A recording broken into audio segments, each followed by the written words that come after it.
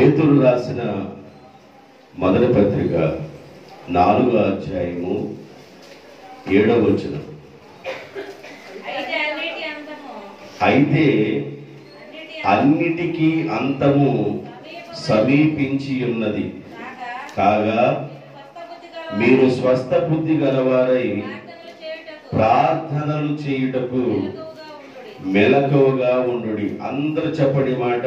అయితే అన్నిటికీ అంతము సమీపించి ఉన్నది కాగా మీరు స్వస్థ బుద్ధి గలవారై ప్రార్థన చేయుటకు మెలకువగా ఉండండి. పేతురు గారు చాలా సంవత్సరాల క్రితం చెప్పబడిన మాట ఇది. పడమమ్మ ఇప్పుడు ఇంటి వద్ద చెప్పొద్దు. ఇక అమ్మాయి పొద్దున చెప్పొద్దులే, నాకెళ్ళే చూడు, ఇంకేం చెప్పొద్దు.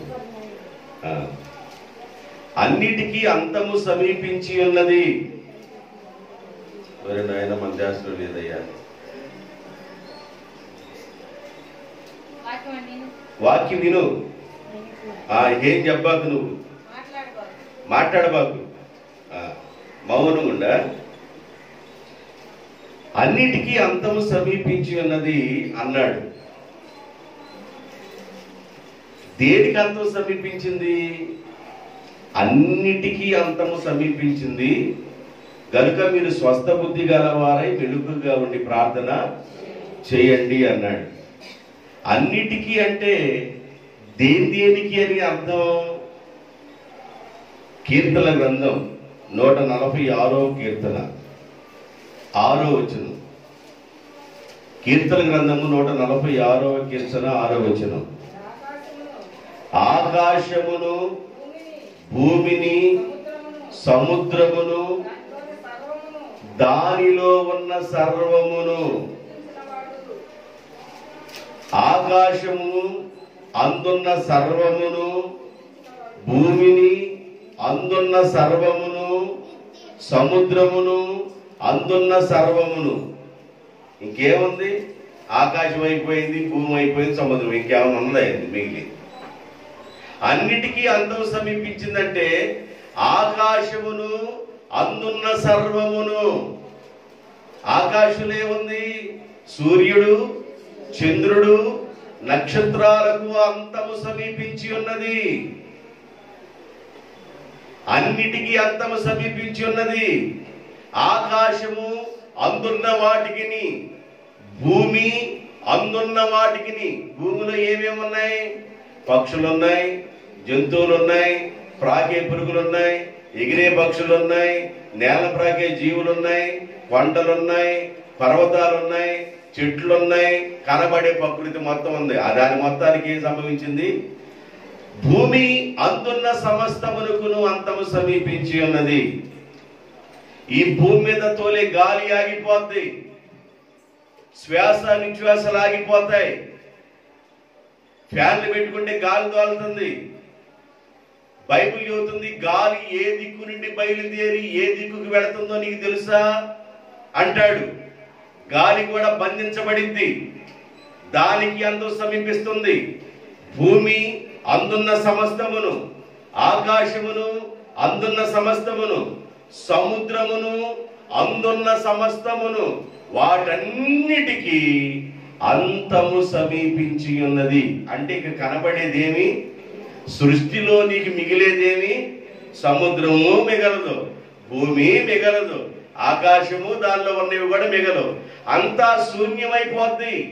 సూర్యుడు, చంద్రుడు వాటి రూపాలు కోల్పోతారు. ఆకాశము చాపలాగా చుట్టబడింది. కనబడుతున్న కొండలు, పర్వతాలు కొవ్వొత్తి కరిగిపోయినట్లుగా దేవుని యొక్క అగ్ని వేడికి అవి కరిగిపోతాయి. అందువల్ల ఇవన్నీ జరగబోతున్న రోజుల్లో ఉన్నాం కనుక అన్నిటికీ అంతము సమీపిస్తుంది అనే రోజుల్లో మనం ఉన్నాం కనుక మీరు బుద్ధికి స్వస్థత కలగాలి. దేనికి స్వస్థత కలగాలంట? బుద్ధికి స్వస్థత కలగాలి. స్వస్థ బుద్ధి గలవారై, మంచి బుద్ధి గలవారై మెలకువగా ఉండి ప్రార్థన చేయండి. మనం మెలకుగా ఉండి ప్రార్థన చేయమంటున్నాడు దేవుడు. ఏం అర్థం చేసుకోవాలి దేవుని పిల్లలంటే? కనబడుతున్న సముద్రము, కనబడుతున్న భూమి, కనబడుతున్న సూర్యుడు, కనబడుతున్న చంద్రుడు, కనబడుతున్న నక్షత్రాలు, కనబడుతున్న ఆకాశం, ఇవేమి ఉండవు. వీటన్నిటికీ అంతము సమీపిస్తుంది. కనుక స్వస్థ బుద్ధి గలవారై మెలకుగా ఉండి ప్రార్థన చేయండి. సముద్రంలో సునామీ లెగుస్తుంది. ఎలా లెగిసింది తెలుసండి? దాదాపుగా 2 తాళ్ల ఎత్తులో లెగిసిద్ది సునామీ. 2 తాళ్ల ఎత్తులో లెగిసిద్ది. అంత సునామీ బయలుదేరి ఒకవేళ ఊరి మీద పడితే పరిస్థితి ఎలాగుంటది? ఇల్లు ఎలాగుంటాయి? మనమేడుంటాము? ఒక్కసారి ఆలోచించండి. సముద్రం అంతెత్తుకు లేచింది అంటే సముద్రం కింద గ్యాస్ ఉంది. సముద్రం కింద ఏముంది? గ్యాస్ ఉంది.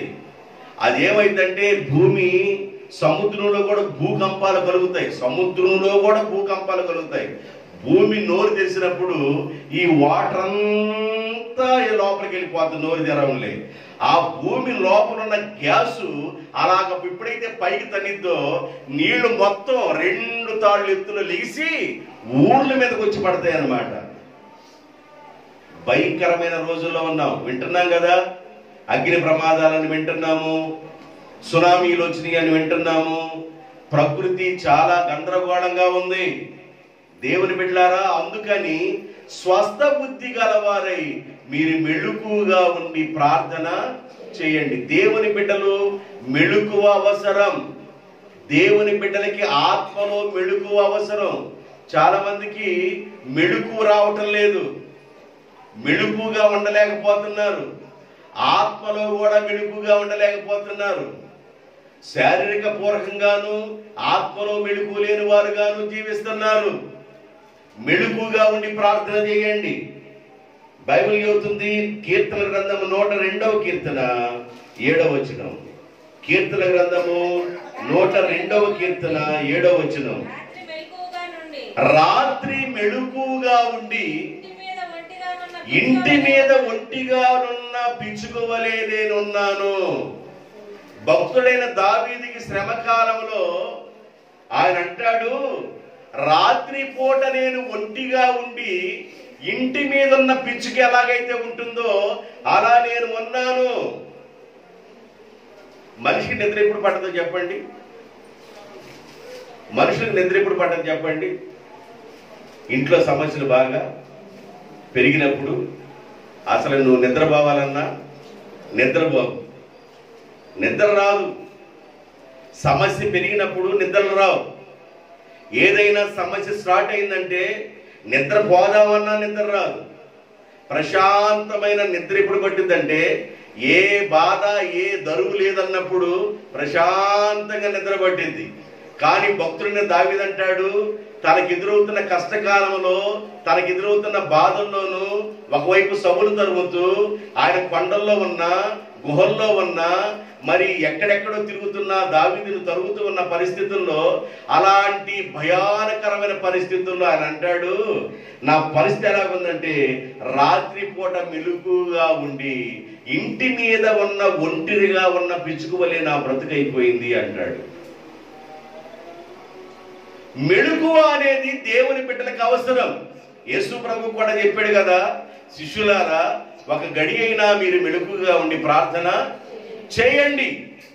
చాలా మంది ప్రార్థనలో కూడా కళ్ళు తిరుపులు పడవు. ప్రార్థనలోకి వచ్చిన దగ్గర నుంచి కళ్ళు తిరుపులు పడవు.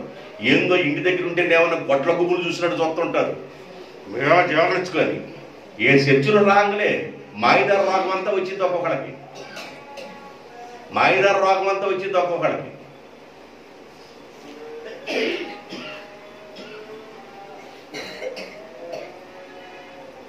ఒక గడియన్న మేలుకొని మీరు ప్రార్థన చేయలేరా అన్నాడు. చేస్తాం ప్రభువా, చేస్తాం ప్రభు అన్నారు. ప్రభు ఆ మాట హెచ్చరించిన వెంటనే ఇక ప్రార్థన చేసి దేవా దేవా దేవా దేవా దేవా దేవా దేవా అని ఒక 5 నిమిషాల తర్వాత మళ్ళీ నిద్రలోకి వెళ్ళిపోయారు. మళ్ళీ వచ్చాడు రెండోసారి. పేతురు, యోహాను, ఒక గడియన్న మేలుకొని ప్రార్థన చేయండి.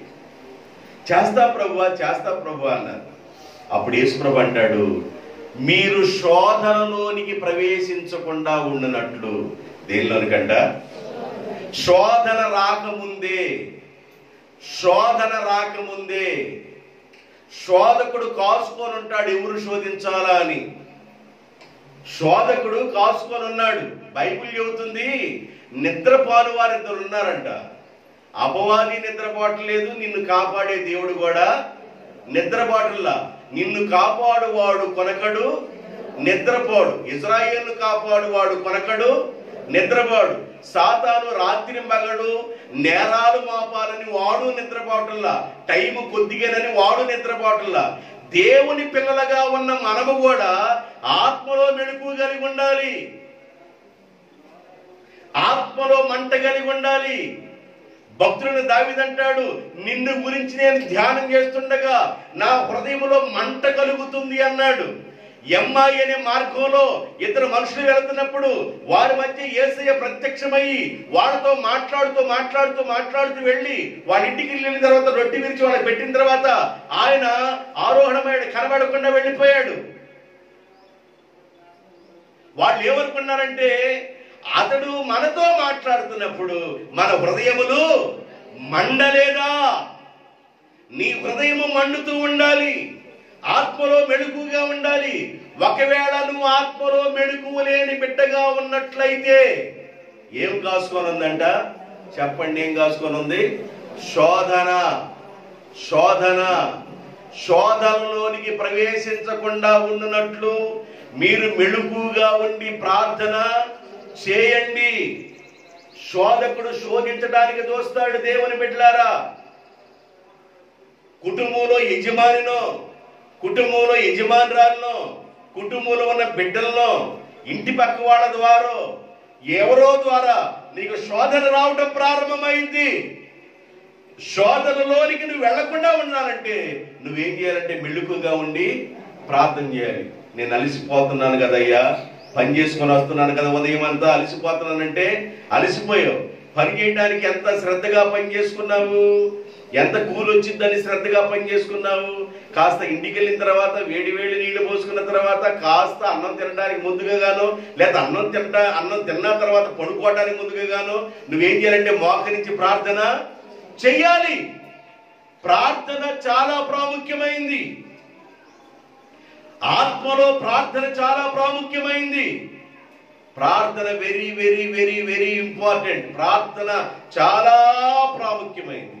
నీవు మోకరించకుండా ఉన్నట్లయితే, నీవు నీ ఇంటిలో గాని మోకరించకుండా ఉన్నట్లయితే, ఏదో ఒకవేళ తిని ఒకవేళ అలాగే నువ్వు పడుకున్నట్లుగా ఉన్నట్లయితే హఠాత్తుగా ఏ రోజున శోధన సంభవించిద్దో నీకు తెలియని గడిలో వస్తుంది. కనుక నువ్వేం చేయాలంటే మెళుకుగా ఉండి ప్రార్థన చేయండి. మెళుకు అవసరం. మీరు స్వస్థ బుద్ధి గలవారై మెళుకుగా ఉండి ప్రార్థన చేయండి. ఎందుకంటే అన్నిటికీ అంతము సమీపించి ఉన్నది. మత్తయి సువార్త 24వ అధ్యాయము 42వ వచనం. మత్తయి సువార్త 24వ అధ్యాయము 42వ వచనం.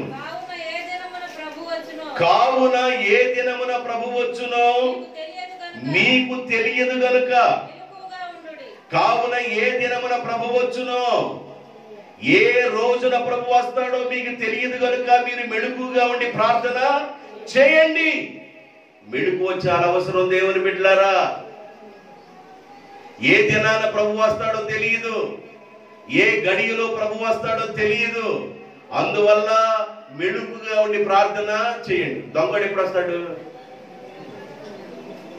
దొంగడు ఎప్పుడు వస్తాడు చెప్పండి? నువ్వు మెళుకుగా ఉండి దగ్గర వస్తాడా? నిద్రలో అని సాగదీసినప్పుడు వస్తాడా? బాగా పాము పూస పెట్టాడు పెడతావే, పాము పూస గొరక తీవ్రంగా పెట్టినప్పుడు అబ్బో బాగా తీవ్రంగా ఉన్నాడు రా బాబు, ఇప్పుడు మనం దేశాలు కూడా సర్దుకొని వెళ్ళొచ్చినప్పుడు వస్తాడు.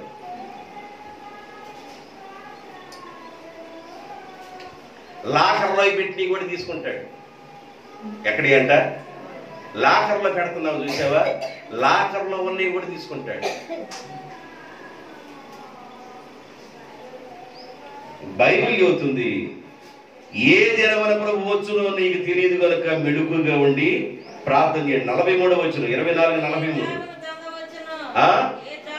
ఏ జాములో దొంగ వచ్చును. రాత్రిపూట ఎన్ని జాములు? రాత్రిపూట ఎన్ని జాములు? ఎన్ని జాములమ్మా? నేనేమన్నా చెప్పండి అన్నాడట వర్క.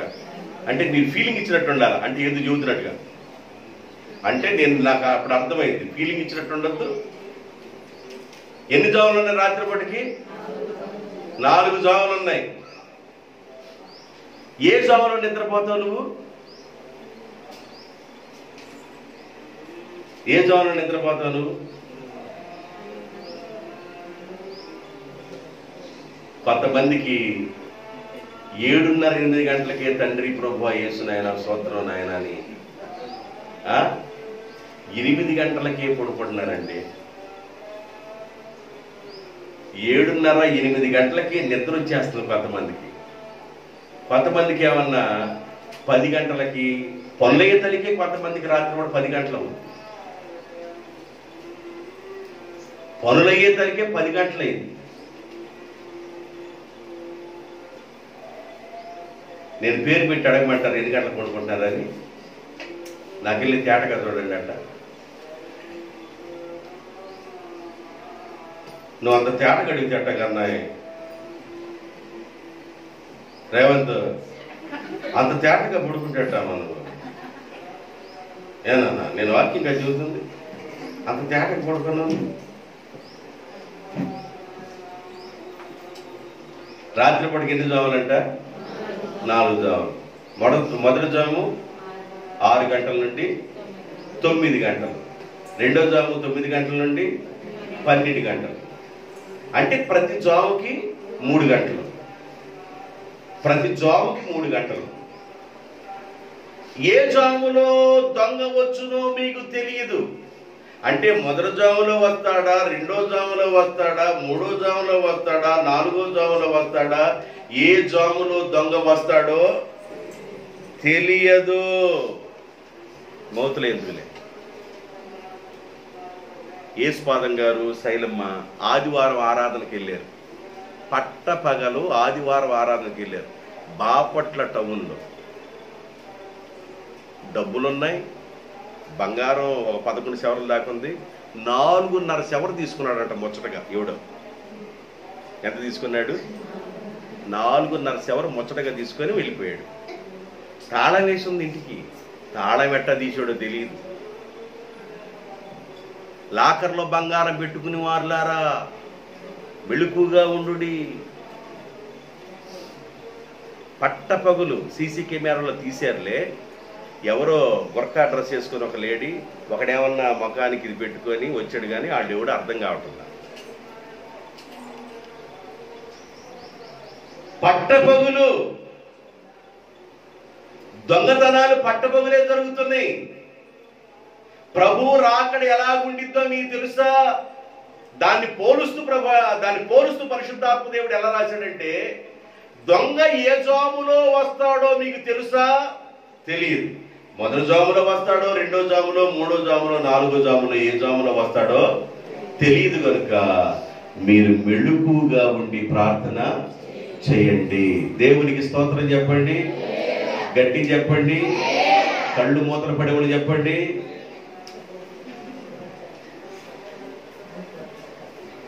మెళుకుగా ఉండి ప్రార్థన చేయాలి.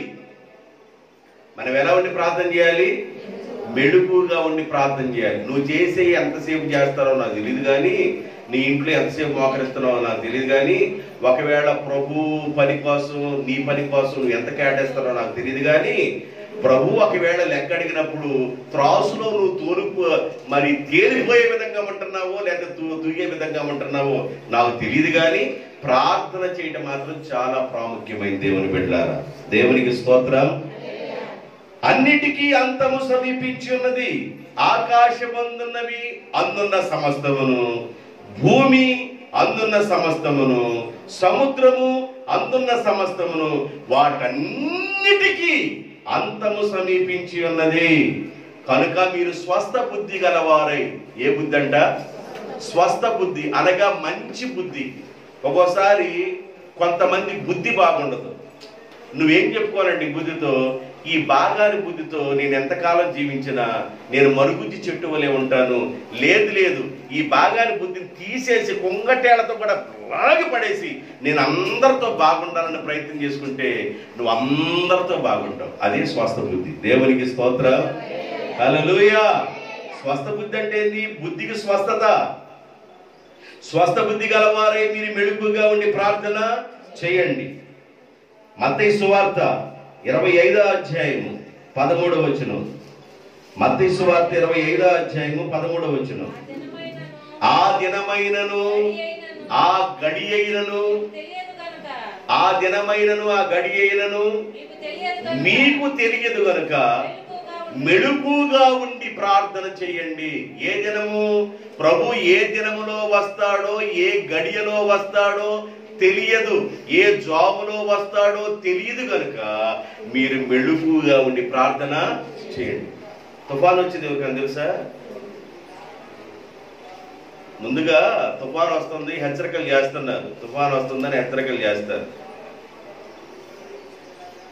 ఒక్కోసారి చాలా వేగమైన గాలులతో వస్తాయి అని పల్ల ప్రాంతంలో ఉన్న వాళ్ళు మెరగ ప్రాంతాలకు వెళ్ళండి అని చెబుతారు.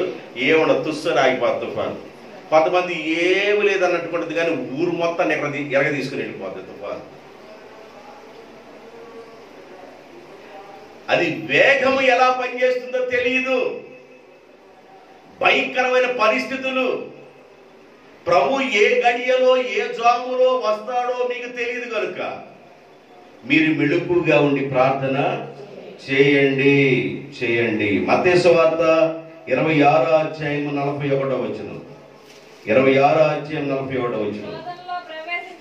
మీరు శోధనలో ప్రవేశించకుండా మెళుకుగా ఉండి ప్రార్థన చేయండి. లోకాసు వార్త 12వ అధ్యాయం 37వ వచనం. లోకాసు వార్త 12:37.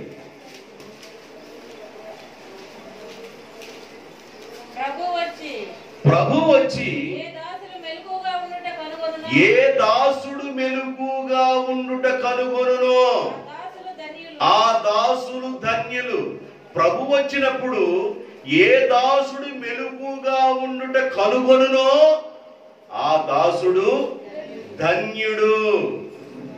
కాబట్టి ఇప్పుడు ఎంతవరకు మనం ఏం తెలుసుకుంటామంటే మెళుకువ అనేది చాలా అవసరం. మెళుకువ చాలా అవసరం. కాబట్టి దేవుని బిడ్డలారా, ఆత్మలో మెళుకు కలిగి ఉండండి. అయ్యా నిద్ర వచ్చింది కదా, నిద్రపోకుండా ఎట్లా ఉంటాము? నిద్రపోవచ్చు. నిద్రలో కూడా నీ ఆత్మ విజ్ఞాపం చేసింది. రోమపత్రిక అదే చెప్తాడు. ఆత్మ మన శరీర బలహీనతలు చూసి ఉచ్చరింప శక్యము గాని మూలుగులతో ఆత్మ మన పక్షమున విజ్ఞాపన చేస్తుంది. ఆత్మ సిద్ధముగా ఉండాలి. యేసు ప్రభు అదే చెప్పాడు. శరీరంగా వీళ్ళు బలహీనులుగా ఉన్నారు, ఆత్మ సిద్ధమే అన్నాడు. కాబట్టి ఆత్మలో మెళుకు కలిగి ఉండండి.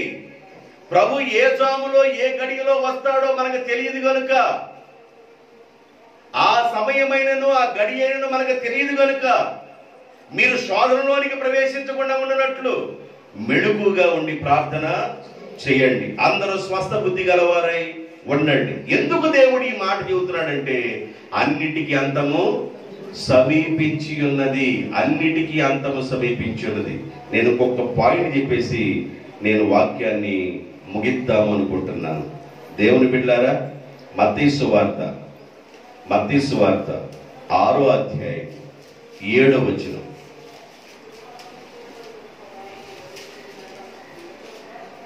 మెళుకుగా ఉండి ప్రార్థన చేయండి. నేను మెళుకు గురించి చెప్పాను, ప్రార్థన చేయండి అనే విషయం చెబుతాను. మత్తయి సువార్త 6వ అధ్యాయం 7వ వచనం. మరియు మీరు ప్రార్థన చేయనప్పుడు అన్యజనుల వలె వ్యర్థమైన మాటలను ఉచ్చరించబాకండి. ప్రార్థన చేసేటప్పుడు అంట అన్ని జనులు ఉచ్చరించినట్లుగా వ్యర్థమైన మాటలు ఉచ్చరించకూడదు. కాకులు ఉదయకాలం ప్రార్థన చేసుకుంటున్నాయి. భూమి మీద ఉన్న సర్వ పక్షులు ఉదయకాలం కోలాహలం చేసి ప్రార్థన చేసుకుంటాయి. ప్రభువా, నేను ఈరోజు ఉదయాన్నే నన్ను లేపావు. నేను వేట కోసం వెళుతున్నా. వేటగాడి చేతిలో పడకుండా ఆహారం తిని కొంత ఆహారం గూటిలో ఉన్న పిల్లలకు తీసుకొచ్చుకునే భాగ్యాన్ని దయచేయండి. పొలంలో గుళికలు జల్లుంటారు, ఆ గుళికలతో పాటు ఏదైనా ఒడ్డి గింజలు తినడానికి ప్రయత్నం చేస్తే ఆ ఒడ్డి గింజలకు కూడా గుళికలు టచ్ అయి ఉంటే, ఒకవేళ నేను గబాలగా అది తింటే ఇక్కడే చచ్చిపోతాను. చచ్చిపోయిన కొంగలు లేవా, చచ్చిపోయిన పావురాళ్ళు లేవా, చచ్చిపోయిన కోళ్ళు లేవా, చచ్చిపోయిన పుంజులు లేవా? ఉదయకాలం ప్రార్థన చేసుకుంటే, అయ్యా నేను వెళుతున్నాను ఆహారం కోసం, నేను తిని నా బిడ్డకు తీసుకొచ్చి పెట్టుకునేటట్లుగా నాకు సహాయం చేయంటే, అలాగే దేవుడు కాపాడందే ఏది కాపాడబడదు. మనము ప్రార్థన చేయనప్పుడు అన్యులు ఉచ్చరించినట్లుగా వ్యర్థమైన మాటలు ఉచ్చరించకూడదు, వ్యర్థమైన మాటలు పలకూడదు. నీ అవసరత ఏదుందో ప్రభుకి తెలుసు. మరి ఏమి చేయాలయ్యా ప్రార్థన చేసేటప్పుడు? వ్యర్థమైన మాటలంటున్నా, వ్యర్థమైన మాటలేంది, వ్యర్థంగానే మాటలేంది అని నన్ను అడుగుతావా? అడగపోయినా చెబుతావా? మీరు సుఖముగాను నెమ్మదిగాను జీవించులాగున మీరు రాజుల కొరకును, అధికారుల కొరకును, యాజకుల కొరకును, ప్రజలందరి కొరకును, దేశము కొరకును ప్రార్థన చేయండి. మనం దేని గురించి ప్రార్థన చేసుకుంటాం? మన ఇంట్లో ఏ వస్తువు ఏదో ఆ విషయాలే ప్రార్థన చేసుకుంటాం. నీకు ఆశీర్వాదం రావాలంటే ప్రజల క్షేమం, దేశ క్షేమం కోసం ప్రార్థన చేయి. వారి కోసం నువ్వు ప్రార్థన చేసావు కనుక వారి మీద ఉన్న క్షేమం నీ కుటుంబంలోకి వస్తుంది. అన్ని జనులు వ్యర్థమైన మాటలు ఉచ్చరించి ప్రార్థన చేస్తారు, అలా చింతించి ప్రార్థన చేస్తుంటారు, చింతపడతా ఉంటారు, బాధపడుతుంటారు, వేదన పడతా ఉంటారు. బైబిల్ చెబుతుంది, మీరు చింతించి మీ తలలో ఉన్న ఒక ఎంటుకను తెలుపు చేయలేరు, ఒక ఎంటుకను నలుపు చేయలేరు. మీరు చింతపడి మీరు ఏమి చేయలేరు. మీ చింత యావత్తు దేవుని మీద వేసి, మీ భారమును దేవుని మీద వేసి ప్రార్థన చేయటం ప్రారంభించండి. వ్యర్థమైన మాటలు ఉచ్చరించవద్దు అన్నాడు. 6వ అధ్యాయము 5వ వచనం. మత్తయి సువార్త 6:5. మరియు మీరు ప్రార్థన చేయనప్పుడు వేషధారుల వలె ఉండవద్దు, మనుషులకు కనబడవలెనని సమాజ మందిరములోను వీధుల మూలల్లోను ప్రార్థన చేయుట. సమాజ మందిరాల్లో వీధుల మూలలో ప్రార్థన చేయటం ఇష్టం. ఎట్లా చేయాలంట మనం ప్రార్థన చేసేది? ఆ రోడ్లను బట్టి అయ్యా అట్లా కాదంట. మత్తయి సువార్తలో చెప్పబడింది, మీరు ప్రార్థన చేయనప్పుడు మీరు గదిలోనికి వెళ్ళి తలుపు వేసుకొని రహస్యముందున్న దేవునికి గది అనుభవం కలిగి ఉండు అన్నాడు దేవుడు. రోడ్లు నిలబడి దేవా దేవా అని రోడ్లలోనో వీధుల్లోనో సంత వీధుల్లోనో చేయమంటల దేవుడు. వ్యర్థమైన మాటలు ఉచ్చరించడం అలా చేయకూడదు. మీరు ప్రార్థన చేయనప్పుడు మీ గదిలోనికి వెళ్ళి తలుపు వేసుకొని రహస్యమందున దేవునికి నువ్వు ప్రార్థన చేయి. రహస్యమందున దేవుడు నీ ప్రార్థన ఆలకించి నీకు ప్రతిఫలము దయచేయునుగాక. నీకున్న గదిలోనే నువ్వు తలుపు వేసుకొని ప్రార్థన చేయాలి. నీ ప్రార్థన దేవుడు వినాలి. ఎస్తేరు ప్రార్థన చేసినప్పుడు గదిలో చేసిందా, రోడ్లో చేసిందా? దానియేలు ప్రార్థన చేసినప్పుడు ఇంట్లో గదిలో చేసుకున్నాడా? ఏడ చేశాడు? గదిలోనే. ప్రార్థన చేయడానికి ఒక గదిని నీకున్న ఇంటిలోని ఒక స్థలాన్ని కేటాయించుకొని అక్కడ మోకరించి ప్రార్థన చేయటం ప్రారంభించు. నాకు పరిశుద్ధాత్మ దేవుడు ఏం తెలియజేస్తున్నాడంటే, అది మోకరించట్లేదరా బిడ్డలో అని తెలియజేస్తున్నాడు. ఇళ్లలో కొంపల్లో మోకరించట్లేదరా వాళ్ళు, అసలు మోకాళ్ళ అనుభవం లేదురా బాబు అని తెలియజేస్తున్నాడు. నిజంగా నా ఇంటిలో నేను మోకరించి ప్రార్థన చేస్తున్నాను అన్నవాడు చేతులెత్తండి. మిగతా వాడి పరిస్థితి ఏంది? మిగతా వాళ్ళ పరిస్థితి ఏంది? ఒక్కసారి ఆలోచన చేయండి. ఒకవేళ నేను హెచ్చరిక చేస్తున్నా, పరిశుద్ధాత్మ దేవుడు నీతోనే మాట్లాడుతున్నాడు, హెచ్చరిక చేస్తున్నా, నీ గదిలో నీవు మోకరించి ప్రార్థన చేయటం ప్రారంభించు. నీ ప్రార్థన రహస్యమున్న దేవుడు ఆలకించి నీకు ప్రతిఫలము దయచేయును గాక. ఆమేన్. అందరూ తరల వంచండి, ప్రార్థన చేసుకుందాం. అందరూ తరల వంచండి. అన్నిటికీ అంతము సమీపించి ఉన్నది కనుక మీరు మెలకుగా ఉండి ప్రార్థన చేయండి. స్వస్థ బుద్ధి గలవారై ఉండండి. మెలకుగా ఉండండి, ప్రార్థన చేయండి, స్వస్థ బుద్ధి గలవారై ఉండండి. అన్నిటికీ అంతము సమీపించింది. వచ్చిన చిన్నదే, చాలా విషయాలు దాయబడి ఉన్నాయి. అన్నిటికీ అనగా ఆకాశమందున్న సమస్తమును, భూమి అందున్న సమస్తమును, సముద్రము అందున్న సమస్తమును, వాటన్నిటికీ అంతము సమీపించున్నది. దేవుని బిడ్డలారా,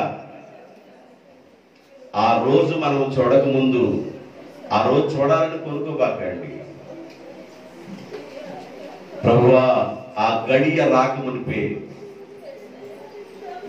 మా పోకడ ఆలస్యమైతే మీ కొరకు బ్రతకటం నేర్పించండి, ప్రార్థించడం నేర్పించండి, కనిపెట్టడం నేర్పించండి.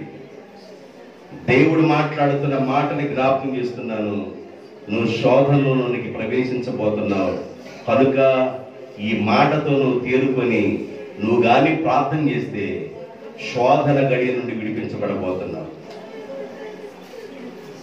శోధన పొంచి కాసుకొని ఉంది, అది పొంచి ఉందని నీకు తెలియజేస్తున్నాను. నీవు శోధనలోనికి ప్రవేశించకుండా ఉండనట్లు మెళుకుగా ఉండి ప్రార్థన చేయి.